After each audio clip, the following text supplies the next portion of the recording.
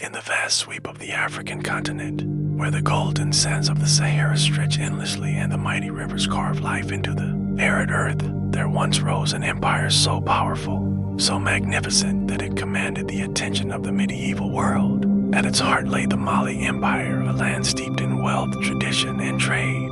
Caravans carried treasures across deserts and ships sailed the rivers with loads of salt and gold. Out of this kingdom emerged a man who would become more than just a ruler. He would become a legend, a name etched not only into the history of Africa but into the collective imagination of humanity itself.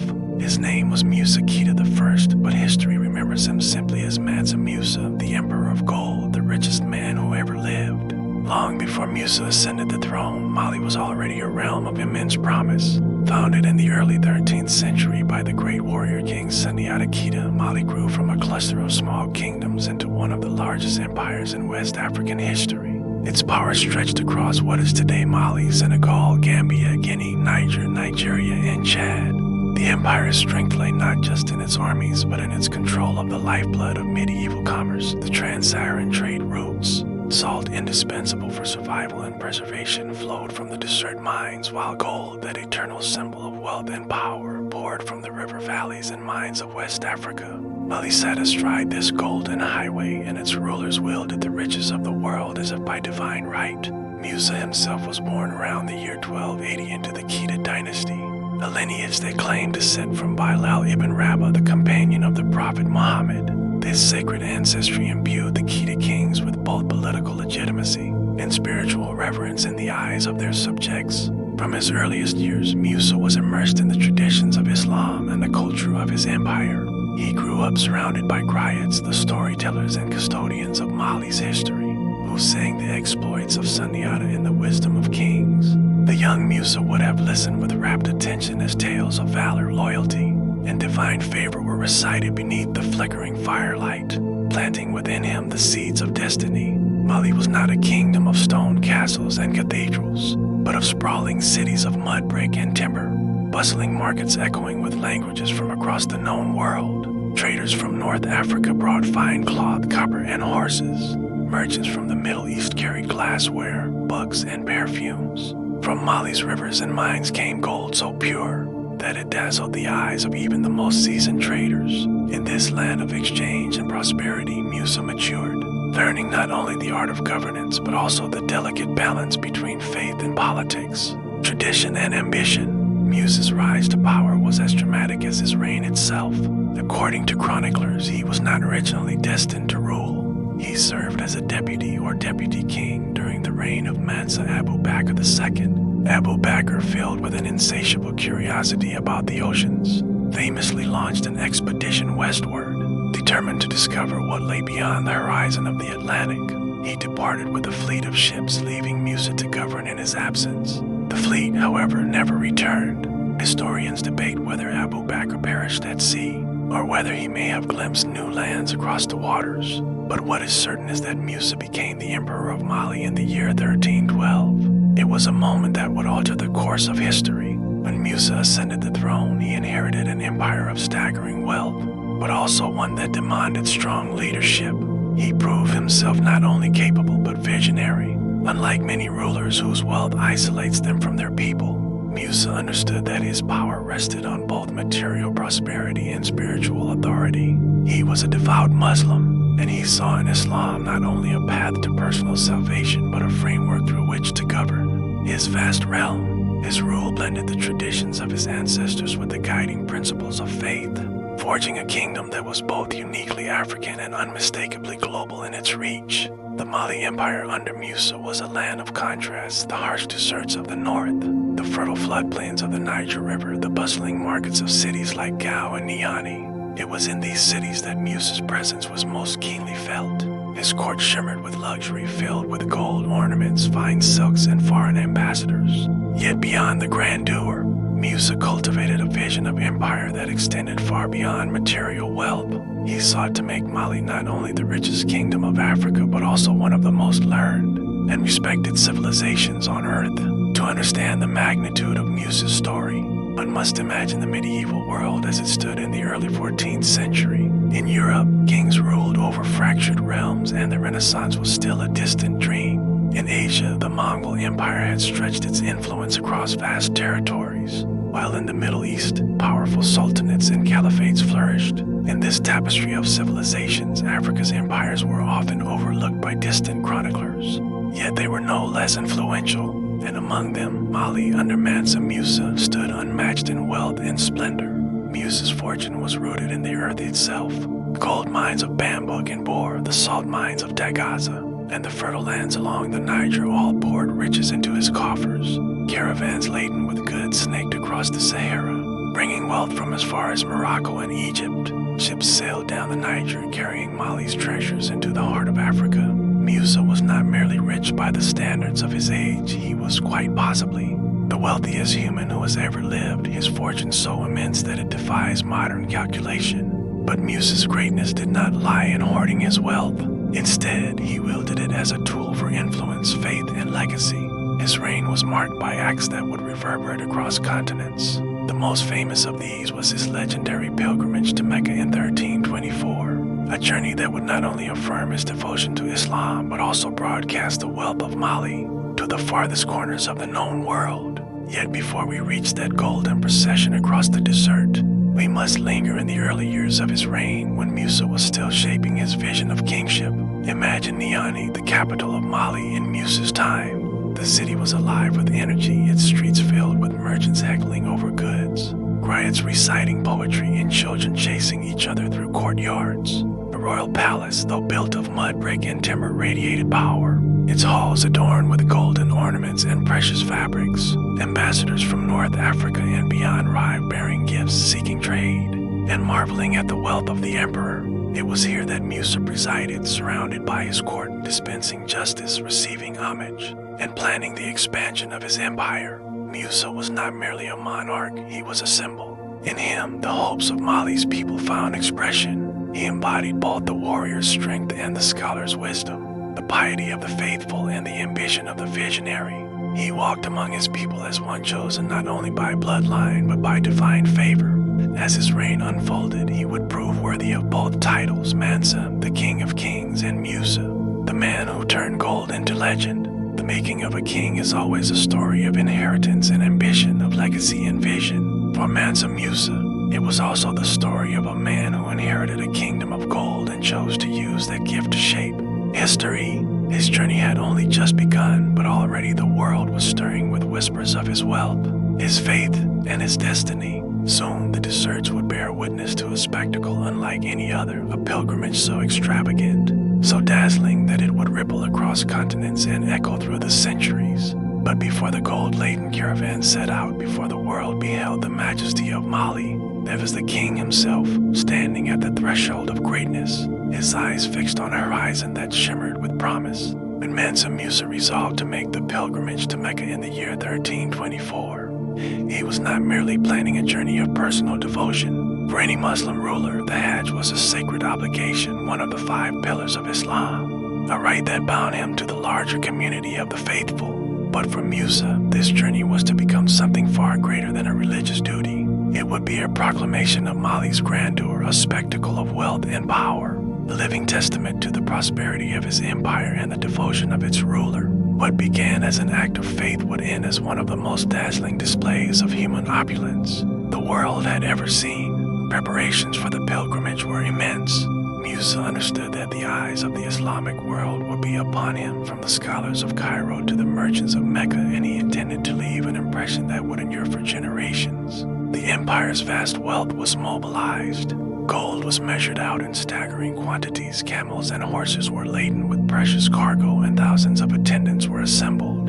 Chroniclers speak of a caravan so vast it seemed more like an army on the march than a group of pilgrims. At its heart rode Mansa Musa, not in isolation but surrounded by nobles, scholars, soldiers, and servants, a king traveling not in secrecy but in glory. It is said that Musa's caravan included over 60,000 men, among them 12,000 slaves, each adorned in silk and bearing golden staffs. 100 camels carried hundreds of pounds of pure gold dust and ingots, while horses bore ornaments of unparalleled richness. caravan stretched across the desert like a golden river shimmering beneath the relentless sun. A vision that must have stunned every onlooker. This was not the journey of a humble penitent, but of a sovereign whose wealth defied imagination. And yet, beneath all the extravagance, Musa's purpose remained devout.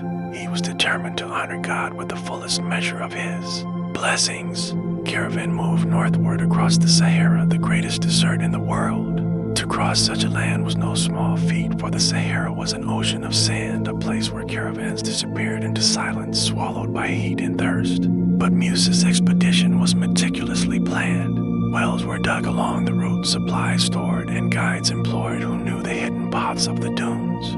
Day after day, the golden procession marched forward, the endless line of men and beasts tracing a path across the emptiness, their chants of prayer mingling with the sound of wind over sand. In the evenings, as the caravan halted, fires flickered across the camps, and the desert night came alive with music, laughter, and the murmurs of faith. When the caravan reached Cairo, the heart of the Islamic world in Africa, Musa's presence caused a sensation. The Sultan of Egypt received him with honor, and the city itself seemed to tremble with excitement. For Cairo was no stranger to wealth. It was a city of scholars and merchants, of mosques and palaces. Yet even Cairo had never witnessed anything like the arrival of Mansa Musa. Wherever he went, he distributed gold with such generosity that the very markets of the city were transformed. He gave to the poor, he gifted to scholars, he showered wealth upon rulers and merchants alike. His largesse was so vast, so unrestrained, that it disrupted the economy itself. Gold, once rare and precious, became suddenly abundant and its value plummeted. Inflation swept through Egypt, lasting for over a decade, a testimony to the sheer scale of Musa's fortune and his generosity. Imagine for a moment the spectacle of Cairo during Musa's visit. Streets alive with whispers of the king from the far west, merchants astonished as gold coins passed through their hands like water, beggars blessed with riches beyond their dreams. Scholars debated the significance of this ruler, his empire suddenly illuminated on the world stage. Chroniclers rushed to record the marvel of his visit, ensuring that the name of Mali would be inscribed in the annals of history.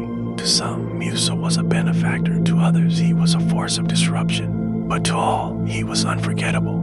After his time in Cairo, Musa continued his pilgrimage to Mecca. There, amid the throngs of pilgrims from every corner of the Islamic world, he completed the sacred rites, humbling himself before God. And yet, even in that most sacred place, his presence shone with the radiance of wealth and power. Gifts to the holy sites, his donations to scholars and holy men, all reflected his dual identity, a king of immense riches and a servant of faith. For Musa, the pilgrimage was both an act of devotion and a statement of destiny. He returned not only cleansed of sin, but elevated in stature, a ruler recognized across the Islamic world as both powerful and pious. But the journey was not only about Musa's personal glory. It reshaped how the world perceived Africa. For centuries, Africa had been viewed by outsiders as distant, mysterious, and peripheral. But the pilgrimage of Mansa Musa shattered those illusions. Here was an emperor whose wealth surpassed comprehension, whose empire rivaled the greatest kingdoms of the age, whose generosity and piety marked him as both king and believer. Cartographers in Europe began to inscribe Mali on their maps, depicting Musa himself seated on a golden throne, holding a nugget of gold in one hand and a scepter in the other. His image spread far beyond the deserts he crossed, reaching even those who would never set foot on African soil. The effects of Musa's pilgrimage rippled across continents. Trade routes to Mali flourished as merchants sought to tap into the empire's wealth. Scholars journeyed to Timbuktu, eager to see the land that had produced such a king. Envoys and emissaries from foreign courts made their way to Niani, eager to establish ties with the Golden Empire. In a single journey, Musa had transformed Mali from a regional power into a global symbol of wealth and splendor. His pilgrimage was not only an act of faith, but a masterstroke of diplomacy and statecraft. Yet beneath the glitter of gold and the songs of praise, Musa remained deeply aware of his responsibilities. Wealth was a gift, but it was also a burden, for it demanded wisdom in its use. Musa returned from Mecca with not only stories of his generosity, but also a renewed vision for his empire. Had seen the great cities of the Islamic world, their mosques, their libraries, their centers of learning. He envisioned Mali not merely as a land of riches, but as a beacon of knowledge, faith, and culture. He would build mosques, he would establish schools, he would transform Timbuktu into a jewel of civilization. His pilgrimage was not an ending but a beginning, a spark that would ignite a golden age in West Africa. The African desert sands still whisper of Mansa Musa's pilgrimage, a journey where faith and fortune marched hand in hand across Africa to Saudi Arabia. It was a journey that humbled kings, astonished merchants, and altered the course of economies. It was a journey that placed Mali at the very heart of the medieval imagination, a land where gold flowed like water and kings traveled with caravans that seemed more dream than reality. And it was a journey that revealed the true essence of Mansa Musa, a ruler whose faith was as boundless as his fortune, a man who sought to honor God not with silence and humility alone, but with the full majesty of his kingdom. When the golden caravan finally turned back toward Mali, the world was forever changed. Mansa Musa carried with him not only memories of the holy cities, but also the weight of a legacy he had yet to fulfill. He had dazzled the world with his wealth. Now he would build a kingdom that would endure not just in gold, but in wisdom, culture, and faith. Timbuktu awaited, and with it, the promise of a city that would shine like a star in the firmament of history. When Mansa Musa returned from his pilgrimage, the deserts behind him shimmering with the memory of gold and prayer, he came back not only as an emperor, but as a man transformed by vision. In Mecca and Cairo, he had seen what wealth could build, the grand mosques that pierced the sky, the libraries that housed the wisdom of centuries, the markets alive with trade, and the academies where scholars debated the mysteries of science and faith. Mansa Musa returned to Mali with a determination that went beyond riches. He wanted his empire to be remembered not merely for gold, but for culture, learning, and spiritual greatness. He had dazzled the world with his fortune. Now he would secure his legacy through knowledge and faith. At the heart of this vision stood Timbuktu, a city whose name even then carried an air of wonder. Perched at the edge of the Sahara and along the great Niger River, Timbuktu was both a frontier town and a crossroads of civilizations. Caravans laden with salt slabs from the desert and gold dust from the south passed through its markets. Merchants from as far as Morocco, Egypt, and even Venice knew of its reputation. It was a place where the desert silence gave way to the clamor of trade, where the knowledge of distant lands mingled with the wisdom of the griots. For Mansa Musa, Timbuktu was the perfect canvas upon which to paint the masterpiece of his reign. Upon his return, Mansa Musa set about commissioning grand works that would transform Timbuktu into a beacon of Islamic culture. Chief among these was the construction of the Jingerber Mosque, a masterpiece of Sahelian architecture that still stands today, built from mud brick, timber, and limestone. Designed by the Andalusian architect Abu Ishaq al-Sahili, whom Mansa Musa brought back with him from his pilgrimage. The mosque became a symbol not only of faith, but of the fusion between African tradition and global Islamic influence. Its massive minaret rose above the city like a sentinel calling the faithful to prayer, while within its walls scholars gathered to teach, to study, and to dream. But Musa's ambition extended far beyond a single mosque. He envisioned Timbuktu as a city of learning, a rival to the greatest centers of knowledge in Cairo and Baghdad. To this end, he founded madrasas, schools where students studied not only the Quran but also mathematics, astronomy, law, and medicine. The most famous of these was the University of Senghor, which under Musa's patronage blossomed into one of the greatest centers of learning in the medieval world. Its scholars produced manuscripts that delved into theology, science, and literature. Its libraries grew to house hundreds of thousands of texts. Students traveled from across Africa and beyond to study within its walls, making Timbuktu a name synonymous with knowledge. Imagine the streets of Timbuktu in Musa's time. Traders from North Africa bargaining with local merchants, scholars walking with scrolls tucked under their arms, children reciting verses of the Quran in open courtyards, scribes copying manuscripts by hand under the dim glow of oil lamps. In the markets, one could hear the clamor of languages from across continents: Arabic, Songhai, Fulani, Berber, and the tongues of distant lands. Gold dust passed from hand to hand as easily as salt, and books, rare treasures in much of the world, were bought and sold as if they were spices. The city thrummed with energy, its walls alive with the pulse of commerce, faith, and scholarship. For Mansa Musa, wealth was never hoarded for its own sake.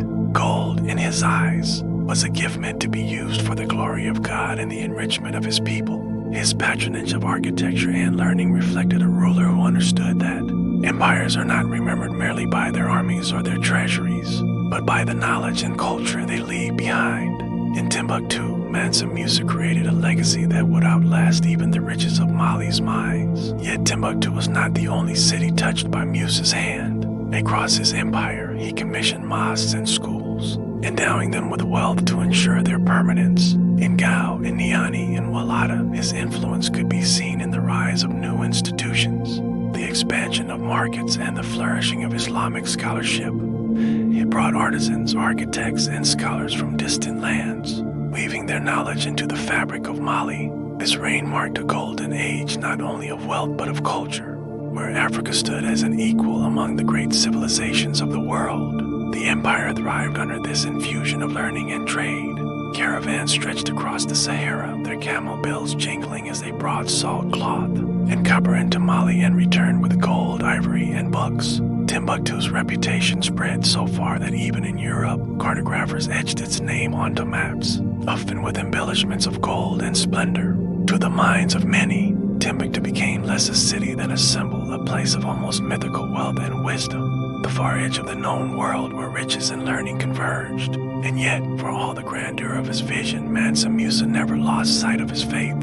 Every mosque he built, every school he founded, was dedicated not merely to knowledge but to God. He saw no contradiction between the pursuit of wealth and the pursuit of wisdom, for to him both were paths to honor the divine. His personal devotion remained deep, his prayers sincere, his humility before God genuine. His reign was a balance between the glitter of gold and the guidance of faith, between the material and the spiritual.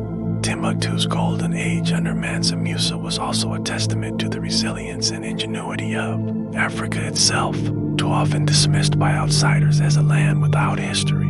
Africa in Musa's time stood as a cradle of civilization in its own right, producing scholars whose writings influenced thought across continents, merchants whose trade sustained empires, and rulers whose vision rivaled that of any king in Europe or Asia. In Timbuktu, the world glimpsed Africa not as a periphery but as a center, a place where human brilliance shone as brightly as the desert sun. But the flowering of Timbuktu was not without challenges. The very wealth that made the city great also attracted envy and ambition. Rival kingdoms eyed Mali's prosperity, desert raiders threatened its caravans, and the sheer size of the empire made governance a constant struggle. Mansa Musa, however, proved equal to these challenges. He strengthened the empire's administration, appointing governors to oversee distant provinces, building alliances through marriage and diplomacy, and ensuring that the trade routes remained secure.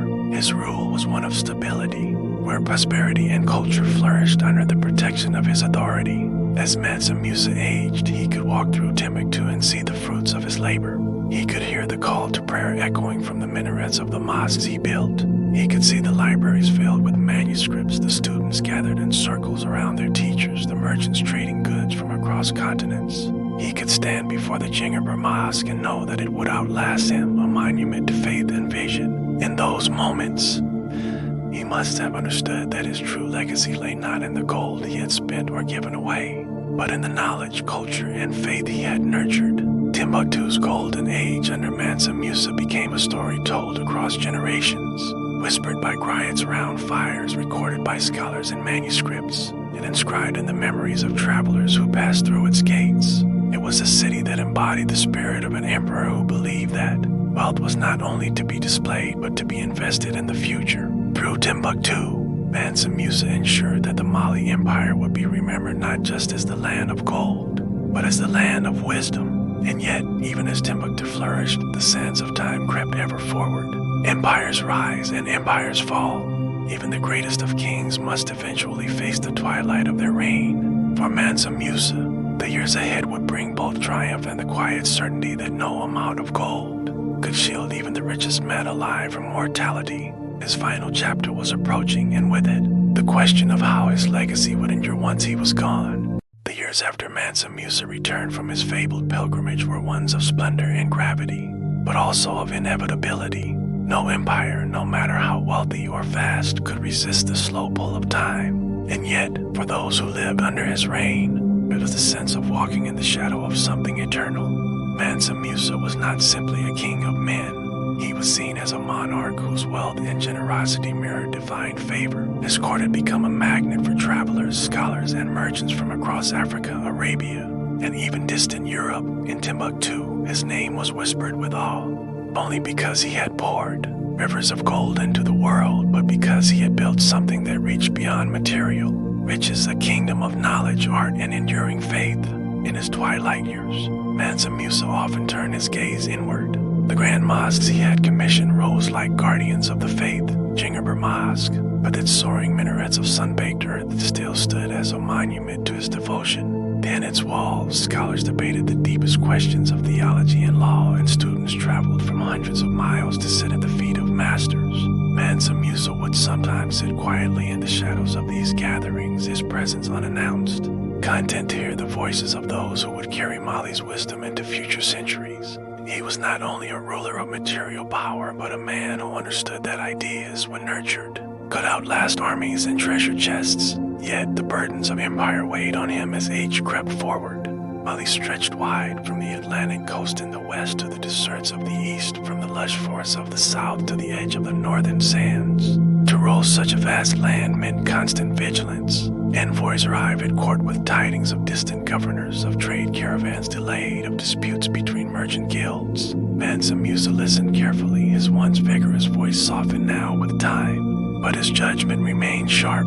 He had given his people prosperity beyond imagination, but he knew that prosperity itself could breed rivalries and ambitions. He worried not for himself, but for the generations to come, and whether Mali's rulers after him would uphold the balance he had fought so hard to maintain. When at last his health began to falter, Mansa Musa withdrew more frequently to quiet moments of prayer. The golden caravans, the grandeur of palaces, the diplomatic missions from foreign lands all seemed to drift into the background. What remained vivid to him was the journey to Mecca, the desert wind on his face, the sight of Cairo dazzled by generosity, and the reverence he had felt when bowing before the Kaaba. For Mansa Musa, wealth had always been a tool, a means to honor his faith and lift his people. As he grew weaker, he reminded his heirs and counselors of this truth, that gold, no matter how abundant, was dust if not used for the service of others. Chronicles tell us that Mansa Musa passed sometime in the 1330s, leaving behind a kingdom that glowed like an ember in the great expanse of Africa. His death was marked with solemn rituals and mourning across Mali. Caravans paused their journeys, markets closed their stalls, and the voices of griots, the storytellers, rose in lamentation. They sang of a king whose footsteps had been lined with gold, who had turned Timbuktu into a jewel of learning, who had walked to Mecca with the wealth of a world trailing behind him. And as the griots sang, they also warned that with such greatness came the challenge of preservation. For though Mansa Musa had carved his name into eternity, the empire was now in the hands of men less gifted with vision. Indeed, the years that followed saw Mali slowly dim. Mansa Musa's successors inherited an empire of riches, but they lacked his balance of generosity and wisdom. Infighting between heirs weakened the crown, and the endless hunger of outside forces, raiders, rivals, and rising powers chipped away at Mali's dominance. The gold was still there, flowing from the rivers and mines, but the guiding hand that had once ensured its use for glory and growth was gone. Timbuktu endured as a beacon for a time, its scholars and libraries keeping the flame alive, but the empire itself would eventually fragment, leaving only the echoes of what Mansa Musa had built. Yet, in the telling of history, Mansa Musa's light never truly faded. Arab chroniclers recorded his pilgrimage with awe, describing a king who scattered wealth so freely that entire economies shifted under its weight. European mapmakers, when sketching the edges of Africa, drew him sitting on a golden throne, holding a nugget of gold in one hand and a scepter in the other, the very embodiment of majesty and wealth. To those in distant lands who had never set foot in Mali, Mansa Musa was less a man and more a legend, proof that the heart of Africa was not a wilderness but a cradle of kings, scholars, and riches beyond imagination. And so, across centuries, his story endured in manuscripts preserved in desert libraries, in songs carried by griots to each new generation, and in the silent awe of travelers who stood before the grand mosques he had built. Even today, economists who tried to measure the fortunes of the world's wealthiest must pause when they reach the name Mansa Musa. For how can one quantify a man who poured so much gold into circulation that it reshaped economies? How does one weigh a fortune not only in treasure but in knowledge, culture, and faith? The legacy of Mansa Musa is not simply that he was the richest man who ever lived. It is that he understood the purpose of wealth, His gold was not hoarded in hidden vaults or squandered on fleeting pleasures. It was turned into mosques where the faithful could gather, universities where the young could learn, roads that connected peoples, and cities that shone as beacons in the desert. His story teaches us that true riches are measured not by what one keeps, but by what one gives. Centuries later, as you hear these words, the echoes of Mansa Musa's footsteps still linger. They resound in the call to knowledge that rings from Timbuktu's ancient walls, in the memory of a pilgrimage that dazzled the world, and in the idea that generosity can shape empires. He remains a reminder that greatness lies not in the weight of gold, but in the vision to use it for a purpose larger than oneself. And so, Mansa Musa, the Golden King of Mali, stands across history not merely as the richest man who ever lived, but as a symbol of what humanity can achieve when wealth is guided by wisdom and faith.